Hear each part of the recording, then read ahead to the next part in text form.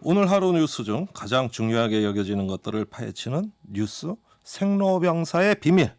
대한민국에서 가장 길게 말할 수 있는 말솜씨를 가진 시사평론가 두 분과 함께 시작합니다. 먼저 뉴스 화산 김수민 시사평론가. 안녕하세요. 네, 반갑습니다. 네. 화산입니다. 네. 또 한 분 뉴스 빙하 김민하 평론가. 안녕하세요.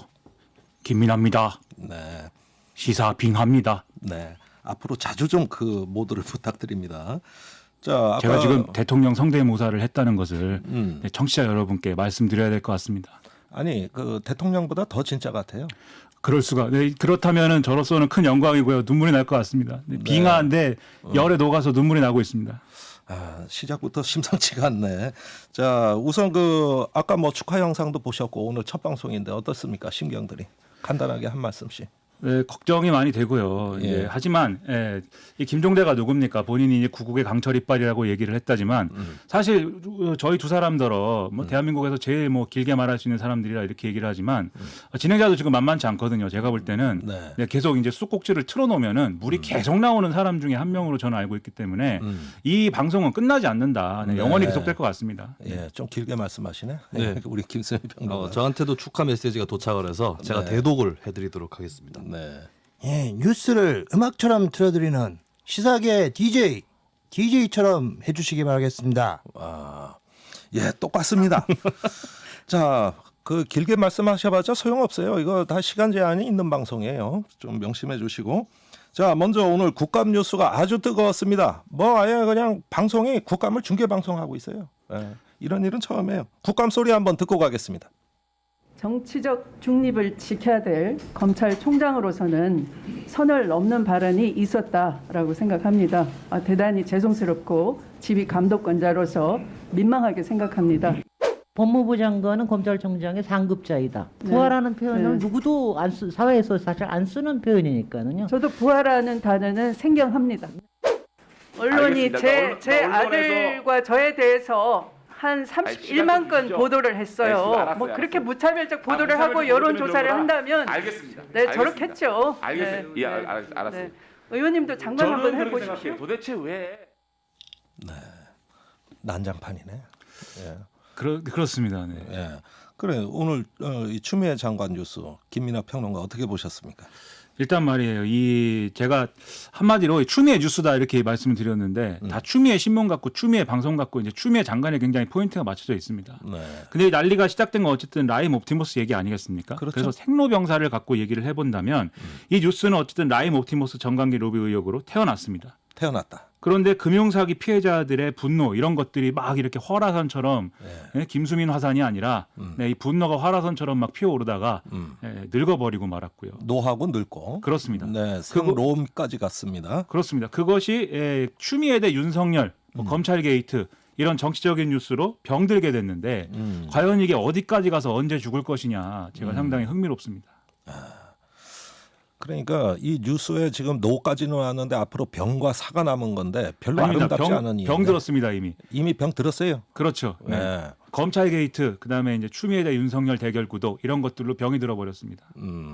아까 추미애 장관은 마치 엄마 같아요. 우리 검찰총장이 여러분들 괴롭혀서 미안합니다. 그렇습니다. 제가 송구스럽습니다. 앞으로 지도 감독 잘하겠습니다. 그 학교에 불려간 학부모 같지 않아요? 그렇죠. 오늘 지금 이제 소리를 이제 우리가 들은 건 좀 격한 부분에 이제 초점이 맞춰졌는데 예. 다른 부분들을 들으면은 사실 엄마 리더십이 좀 있었습니다. 그래서 네. 말씀하신 대로 우리 아이가 사고 쳐서 미안하다 뭐 이런 분위기가 좀 있었는데 네. 어쨌든 오늘 이제 추미애 장관이 그러면서도 태도는 그래도 좀 이렇게 누그러졌는데 네. 할 말은 또 다 했습니다. 그래서 지금 말씀드린 이제 우리 검찰총장이 이렇게 해서 미안하다라는 것도 사실은 내가 보스다 이런 거거든요. 네. 내가 위다. 부하 얘기를 하는데 여전히 내가 위라는 것을 확인시켜 주겠다. 이런 취지에서 점잖은 이런 모습을 보여준 게 아닐까 이런 생각이 들더라고요. 예, 좀 그런데 여유로울 수도 있는 게 윤석열 총장은 앞으로 나올 일이 없거든요. 그러니까 추미애 장관이 댓글을 마지막에 달고 있는 상황입니다. 더 이상 대댓글이 달리지 않는 상황이기 때문에 여유를 좀 누릴 수 있지 않을까 그런 생각도 들고요. 그리고 모처럼 여당이 지난주 윤석열 국감과는 다르게 여당다운 포지션, 행정부를 방어하는 네. 이 자리에 또 섰기 때문에 추미애 장관한테는 어느 정도 홈그라운드에 온 듯한 그런 유리함을 느낄 수 있지 않았을까 그렇게 보입니다. 네, 뭐 맨날 공수가 바뀌는 게 뭐 월드 시리즈 야구 경기 보는 것 같아요. 어쨌든 그럼에도 불구하고 앞으로 그 국감이 끝나더라도 그 굉장히 시끄러워질 단어는 전 감찰이라는 단어에 숨겨져 있다고 보는데. 그렇죠. 그 오늘도 여러 개 나왔죠. 그 그렇습니다. 단어가. 네, 추미애 장관이 여러 가지 얘기를 했는데 지금 어쨌든 법무부랑 대검이 합동 감찰을 진행하고 있는 상황인데 그 감찰이 적절한 거냐, 그리고 윤석열 총장이 말했던 부하 이 얘기가 사실은 수사지휘권이 행사한 것이 적절한 거냐, 여기서 이제 시작되는 거 아니겠습니까? 그렇죠. 그러다 보니까 그 두 가지에 대해서 본인의 어떤 수사지휘권을 행사한 거에 대한 정당성을 강변하면서 여러 가지 의혹 수준의 여러 가지 얘기를 했습니다. 그래서 예를 들면 이 김봉현 씨가 지금 옥중에서 편지를 막 쓰고 있는데 이 김봉현 씨가 로비를 한 대상인 검사가 실제 라임 수사팀장으로 왔다. 이것은 이제 추미애 장관이 확인을 시켜주는 일이 있었고요. 네. 그다음에 윤석열 이제 총장이 서울중앙지검장을 맡았던 당시에 전파진흥원이 옵티머스에 대해서 이제 수사 의뢰한 사건이 있었는데 이게 결국 무혐의 처리가 됐기 때문에 이게 또 윤석열 총장의 책임이다. 그래서 수사지휘권의 행사 내용이 윤석열 총장을 사건에서 배제하는 것은 정당하다. 이런 주장을 했습니다. 네. 근데 이제 구체적인 이제 논리를 보면은 당시에 이제 서울중앙지검의 형사 6부장도 윤석열 라인이고 또 당시 옵티머스 고문 및 변호사를 맡았던 검사도 과거에 이제 박영수 특검에서 같이 이제 한솥밥을 먹었던 윤석열 라인이다. 근데 그걸 보면서 저는 도대체 이 윤석열 라인은 대한민국에 어디까지 뻗쳐 있는 것이냐 이런 의문도 들기도 했는데 오, 상당합니다. 네, 무시무시합니다. 윤석열 라인은. 네. 그다음에 1987 영화가 생각이 납니다. 네. 이런 얘기를 했었죠. 지난주 오, 국감 때. 예.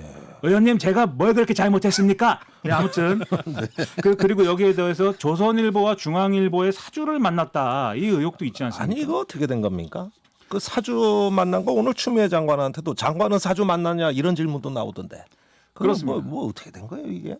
저는 뭐 윤석열 총장을 따라다니지 않아서 잘 모르는데 어쨌든 서울중앙지검장을 맡았던 시절에 이제 당시에 이제 차장검사하고 윤대진 차장검사하고 뭐 조선일보 측에 이제 사주를 만났다 이런 의혹이 하나가 있고 두 번째 이제 중앙일보 측에 이제 홍석현 회장을 만났다라는 것도 있는데 이것은 이제 그 보도 내용은 술에 취한 채로 네, 모 술집에서 관상가와 함께 있는 홍석현 회장을 만났고 노래도 부르고 뭐 굉장히 호탕한 모습을 보였다 뭐 이런 내용입니다. 근데 이제 서울중앙지검장이 그 당시에 이제 수사 대상이 될 만한 어떤 조선일보와 관련해서 뭐 장제한 사건이라든지 이런 수사 대상이 될 수 있는 어떤 조직의 어떤 수장을 만나고 다녔다라는 것이기 때문에 이거 좀 부적절한 처신 아니냐 이런 의혹이 있는 거거든요. 네. 그런데 이런 것들도 지금 감찰 대상이다라는 게 추미애 장관의 오늘의 언급이었습니다.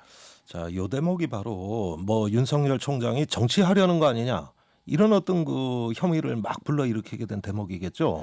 그렇습니다. 오늘 뭐 윤석열 총장이 정치인이냐 이런 식의 여당 의원들 질문이 많이 나온 게 바로 이런 이유 아닌가 싶어요. 그렇죠. 그래서 예를 들면 김용민 의원의 경우에는 윤석열 총장이 엊그제 그렇게 얘기를 한 거죠. 하여튼 임기를 마치고 나면 우리 사회에 어떻게 봉사를 할지, 왜냐하면 국민들로부터 많이 혜택을 받은 사람이기 때문에 본인은 그것을 봉사를 어떻게 할지 고민해 보겠다 이렇게 얘기를 했는데 이 그 얘기를 봉사가 뭐냐 이거지 이제. 그렇죠. 그게 문제가 된 거죠. 그걸 김도읍 의원이 또 물었는데 봉사의 범주에 정치도 들어가냐? 근데 윤석열 총장이 그건 지금 대답을 못하겠다 이렇게 얘기를 했다는 것이죠.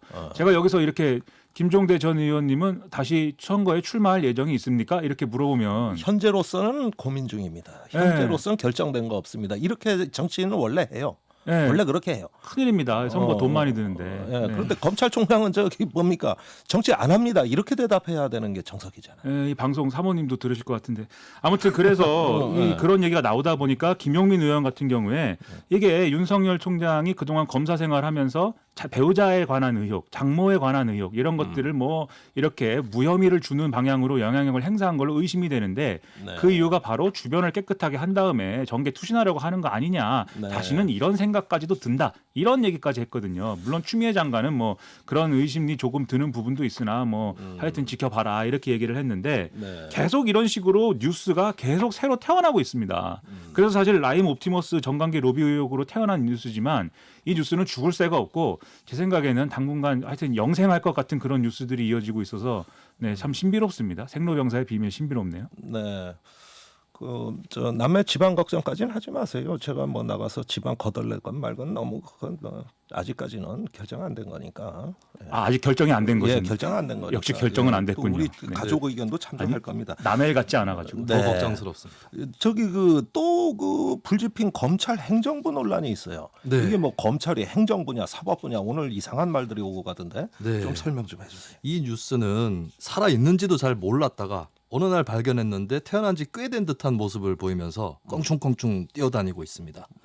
예, 사실은 이제 교과서적으로 배울 때는 검찰은 행정부다 뭐 이렇게 배웠던 것 같기는 해요. 근데 최근에 이제 행정부가 맞느냐 아니냐 이걸로 또 논쟁이 일어났는데 오늘 국감에서도 열린민주당이죠. 김진애 의원이 이건 말실수인 것 같긴 한데 법원이 행정부이듯 검찰도 행정부이지 않느냐라고 질문을 했습니다. 법원은 사법부죠. 네. 아니 그래서 그걸 추장관이 지적을 해주는데 본인은 그렇게 말해놓고 모르더라고. 네. 지적 바꾸서 검찰은 행정부라는 거 그때서 깨닫더라고. 근데 네. 워낙 또 말하다 보면 정신이 없으니까요. 그 김종대 전 의원도 잘 아는 부분이지 않습니까? 네. 제가 지금 그렇습니다. 이게 첫 방송이라 가지고 예, 계속하십시오. 네. 그래서 이 논란을 무엇이 살려냈느냐? 바로 이번 국감이 될 텐데, 근데 이번 국감에서 이제 부하 논란으로 이게 촉발이 된 거거든요. 부하, 그러니까 장관의 부하, 총장 이 구도가 맞느냐 아니냐 이걸 두고 이제 행정기관이라면 당연히 하급자 아니냐, 부하까지는 아니더라도 네, 그것 때문에 이제 논란이 촉발된 건데 사실은 이제 돌아보면은. 이 논란이 조금 꿈틀꿈틀 거리던 그러나 사람들이 많이 캐치를 못했던 때가 바로 작년 9월입니다. 문재인 대통령이 법무부 업무 보고를 받을 때 검찰은 행정부를 구성하는 정부기관이지요 라고 얘기를 합니다. 네. 그렇습니다. 검찰은 우리 행정부의 핵심이 되는 법무부의 산하에 있고 법무부의 외청입니다. 이것은 하하하하. 근론의 실격입니까?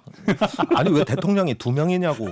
한 나라에. 그것보다도 네. 아니 검찰은 행정부라는 거는 너무 당연한 그거 뭐 중학교 교과서에 나올 얘기인데 네. 이게 왜 지금 논란이 되고 있는 거예요? 이게 한편으로는 준사법기관의 성격이 있다 이 얘기가 있기 때문에 그건 주로 이제 야당 의원들 얘기입니까? 맞서고 있는 건데요. 이건 뭐 법조계에서도 의견이 조금씩 갈리는 문제이고요. 그래요. 예, 예를 들면 이제 사법 경찰이라는 용어가 있지 않습니까? 이게 사법 경찰. 네, 1890년대에 갑오경장 이후로 도입이 돼서 지금까지 쓰이고 있는 말인데 이것은 수사도 준사법적 기능을 갖고 있는 것이기 때문에 사법 경찰이라는 말을 쓰는 것이다. 네. 그렇다면 기소권을 갖고 있는 검찰 역시 더더욱이나 준사법 기관의 성격을 갖고 있다라고 하는 것이죠. 근데 이제 이 양쪽에서 어느 쪽에 더 중점을 두느냐에 따라서 행정부라면 행정기관이라면 개통에 따른 그 명령, 지휘 이런 것들을 따라야 되는 의무가 더 부과되는 것이고 네. 준사법기관이라고 했을 때는 독립성, 중립성 이쪽이 더 부각이 된다고 근데 볼 수 이게 있겠죠. 일종의 학술 논쟁처럼 과연 수사권과 기소권이 이제 사법권에 속하는 거냐 뭐 이런 논쟁은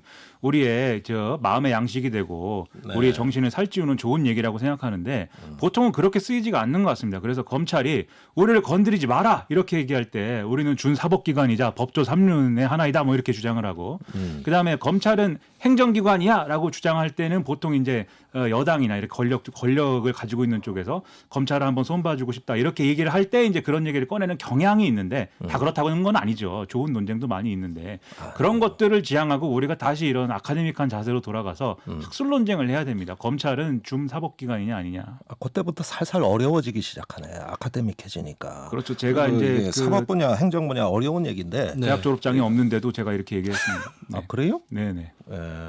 앞으로 조심하세요. 네, 심리학 3년 배웠습니다. 제가. 네, 조심하세요.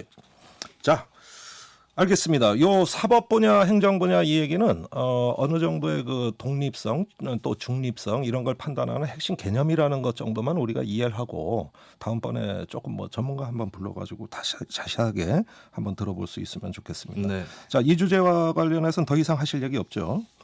두 번째 뉴스로 아니 할 말은 많은데 오늘 시간이 우리가 빽빽하네요. 이거 뭐 계속 할 수 없죠. 네.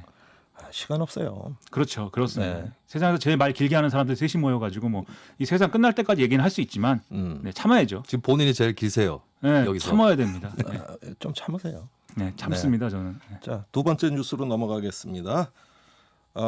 먼저 이게 뭐 아마도 어제 삼성에 관련된 우리 이건희 회장 관련된 내용인 것 같습니다. 바꾸려면 철저히 바꿔. 극단적으로 얘기해. 농담이 아니야. 마누라 자식 빼는 건 다 바꿔봐. 그건 계속 분량 안 된다. 질을 향해라. 그런데도 아직까지 양을 하고 있는 게 이게 현실이다. 네. 뭐 구태여 설명 안 해드려도 다 아실 거예요. 어제 그 이건희 전 삼성 회장께서 별세하셨습니다. 그렇습니다. 주말에 가장 충격적인 뉴스였죠. 그 김민아 그 평론가께서 이게 삼성을 신으로 만들었다 이런 뜻은 뭐라고 보십니까? 네, 일단 이게 이건희 회장 뉴스를 다룰 때는 항상 언론이 정해진 틀이 있습니다. 빛이 있고 그림자가 있고 빛과 그림자를 함께 조명하며 뭐 이렇게 접근하는데 그런 접근은 이미 많이 하지 않았습니까? 아침부터. 우리 저녁 시사에서도 그런 얘기를 하기는 좀 뭐한 것 같아서 삼성을 지금의 지위에 올려놓은 사람으로서의 이건희 회장의 역할이 있기 때문에 그러면 우리가 여기서 이제 좀 오늘 이 저녁에 물어야 될 것은 이건희 회장에 대해서가 아니라 삼성에 대해서 한번 생각해 봐야 되지 않느냐. 삼성에 대해서 생각해봐야 된다. 그렇죠. 우리가 뭐 삼성 하면은 사실 지금의 삼성과 이건희 이전의 삼성과 이후의 삼성은 다르다고 하는데 사실 이건희 이후의 삼성이 우리가 아는 그 삼성이죠. 그런 점에서 마누라만 빼고 모두 바꿔라. 지금 들은 목소리 1993년 뭐 프랑크푸르트 선언에서 나온 목소리인데 네. 다소 이제 그 경북 지방 방언이 섞여 있어서 이제 저 수도권 출신인 저는 알아듣기가 좀 그렇습니다만 어쨌든 그렇게 해서 지금의 삼성은 태어났습니다. 그 이후에 휴대폰과 반도체로 국부를 증진시키면서 다소 이제 늙게 되면서 상당히 장성하였고요. 네. 그러다 보면서 편법 경영권 승계와 비자금, 무노조 경영으로 병들게 됐고 그다음에 국정농단 사건 이후에 이제 어떻게 죽고 새로 태어날지에 갈림길에 서 있는 그런 입장인 게 삼성인데 바로 이 과정을 통해서 사실은 우리 마음속에 삼성은 어떤 신적인 존재가 돼 있다 이런 생각을 하게 만드는 게 이제 어제 오늘의 상황인 것 같습니다. 그러니까 말은 길게 하지만 뭐 간단한 말이네요. 그 삼성은 신이다. 그렇습니다. 사실 저의 이제 간단하게 말씀하셔도 돼요. 그렇습니다. 제 주변 사람들도 그렇고 삼성을 다들 좋아하고요. 무조건 삼성에 어렸을 때부터 취직을 하고 싶어 했는데 사실 삼성 다니는 사람들 얘기를 들어보면 그렇게 행복한 것 같지 않거든요. 네. 너무나 경쟁 속에서 성과를 내야 되는 어떤 압박을 받고 있고 그러면서 내가 과연 이 조직에서 뭘 하는가 그만두고 김밥집 하는 사람들도 있어요. 그래서 다니는 사람들조차도 행복하지 않은 이런 삼성이 우리 사회를 지배하면서 사실은 우리가 신처럼 모시게 된 거 아닐까 이런 생각을 하면서 언론은 물론이고 이 정관계는 물론이고 심지어 최근에는 인터넷 신문사까지 지배하고 있다는 것이 드러났습니다. 신문사 출입증. 그렇습니다. 그 인터넷 신문사에 저 상무가 취직을 했대. 그렇습니다. 그래가지고 그 출입증을 발급가지고 국회 검문 안 받고 그 방문 신청서 안 쓰고 막 왔다 갔다 해요. 예. 그 출입증을 우습게 볼 수 없는 게 이 김민아 씨가 CBS를 드나든 지 꽤 오래됐거든요. 근데 그 출입증이 5년 만에 나왔다고 합니다. 아, 그래요? 예, 근데 그 삼성 그분은 가볍게 취득을 하셔서 국회를 자유롭게 드나드신 것이죠. 그러니 제가 분노하지 않을 수가 없는 것입니다. 과연 누구는 5년 걸리고 아무튼 이 삼성의 입장에서는 심지어 인터넷 언론사마저도 국회를 쉽게 드나들기 위한 출입증 정도의 의미만 갖는 거죠. 네. 그래서 그 정도로 이 한국 사회를 강하게 지배하고 있는데 여전히 그러면 우리는 왜 삼성에 취직하고 싶고 이 삼성과 가까워지고 싶어하는 이유는 무엇인가? 우리 자신의 가치를 높이고 싶은 그런 마음이 있어서라고 생각이 저기요. 되거든요. 네. 시간 없어요. 네, 그래서 예, 다음 주제가 또 있어요. 착하게 다시 태어나자. 이게 예. 이제 제가 드리고 싶은 말씀입니다. 네. 자, 어쨌든 짧은 그 메시지를 길게 말씀해 주셔서 제가 마음이 바빠집니다. 자, 그런데 상속세 논란이 지금 온 신문을 지배하고 있습니다. 외국 같으면은 그 무슨 기업의 오너가 사망을 했다 그러면은 사회 반환하는 뉴스가 대부분인데 네. 우리는 그런 뉴스는 없고 뭐 상속세 얘기입니까? 그렇습니다. 상속세가 이번에 뭐 이건희 회장 보유 주식 평가액이 18조 원 가량이고 한 10조 6천억 정도를 낼 것이다. 이 얘기 나오면서 상속세가 높은가 낮은가 뭐 이 얘기가 또 나오고 있습니다. 이 상속세의 생로병사를 좀 다루자면 1950년에 태어났거든요. 그때 최고 세율이 90%나 됐던 세율인데 1960년대 끔찍하네요. 예, 끔찍한 경제 성장을 세상이었습니다. 그때는 이제 세금을 막 걷기가 힘드니까 상속할 때 그때 딱 잡아가지고 많이 걷어버리자 이렇게 돼버린 거죠. 그러다 1960년대에 경제 성장을 한창 해야 되니까 좀 낮춰주자 했다가 1970년대에 갑자기 화를 내기 시작합니다. 야야야 하면서 이제 75%까지 확 올려버리거든요. 30%에서 75%로 30% 엄청 대에서. 많이 뛰었네. 예. 그 맥락이 또 있는데 이러다가 이제 현재 50% 정도로 정리가 됐는데 여전히 높다. 뭐 OECD 기준에서 일본 다음으로 높다. 이런 얘기가 나오면서 앞으로 또 논란이 될 것 그게 이제 같습니다. 최고 세율이죠. 초고세액자들에게. 네. 네. 그러면 우리나라의 상속세 비율은 세계적 기준에 비춰보면 높은 편입니까? 최고 세율로 봤을 때는 높은 편입니다. 높다. 네, 두 번째 아까 일본에 이어서 두 번째라고 말씀을 드렸는데 근데 이게 보면은 2017년의 경우에 피상속인의 3%면 상속세로 과세를 했거든요. 그러니까 네. 대부분의 상속인들, 피상속인들이 이제 과세를 하지 않는다라고 하는 거죠. 그러니까 한마디로 좀 초고소득자라든지 초부유층 쪽에 과세 의무가 많이 몰려 있다. 상대적으로 그렇게 보실 수 있고 일반 보통 사람들 입장에서는 이게 특별히 높다라고 할 수 없는 수치일 것 같습니다. 자, 그러면 자, 시간이 없어서 조금 짧게 해주셔야겠어요. 이 많은 상속세 과연 다 낼까요? 유가족들은 어떤 입장 취할까요? 유가족들은 일단 현재 뭐 그룹 지배 구조가 상속세 내느라 휘청거릴 일은 없을 것이다. 이렇게 관측들이 많이 나오고 있습니다. 아마 여기에 대비해뒀을 거란 관측이 많고요. 이 상속세라는 게 연납, 연부 연납이라고 해서 나눠서 내는 게 가능합니다. 야, 1차로 카드로 내나요 이거? 1차로 6분의 1을 납부하고 나머지를 5년에 걸쳐서 분할 납부하는데 당장이 현금화를 하기보다는 상속받은 주식을 담보로 대출을 받아서 낼 가능성이 높다. 뭐 네. 이런 얘기가 나오고 있죠. 자, 얼마를 걷는가도 중요하지만 상속세로 거둔 돈을 어떻게 쓰는가도 중요합니다. 지난 대선에서는 이걸 청년 사회 상속제 재원으로 쓰자는 제안도 한 대선 후보로부터 있었죠.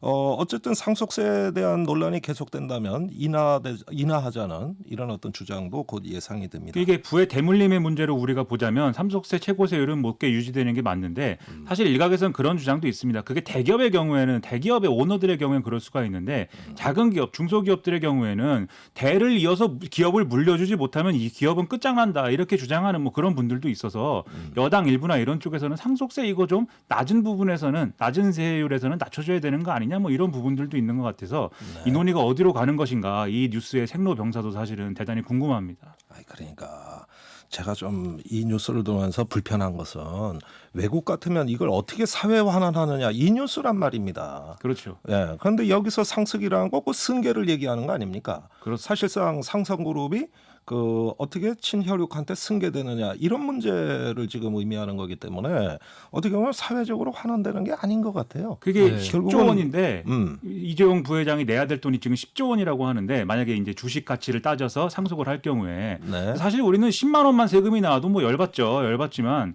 이재용 부회장 같은 분들은 그동안 여러 가지로 돈을 벌고 여러 가지로 사회적으로 여러 가지 이득을 누려왔으니까 법에 정해진 대로 내면 안 되는 것인지 그렇게 내면 뭐 큰일이 나는 것인지 근데 일부 경제진이나 이런 부분들을 보면은 우리나라 상속세 과연 이대로 되겠는가 막 이런 기사 쓰고 이러거든요. 그래서 마음이 너무나 아프고 10만 원에도 벌벌 떠는 저 같은 사람들 입장에서는 상대적 박탈감을 느끼고요. 너무나 울분에 차오릅니다. 빙하가 막 녹고 있습니다.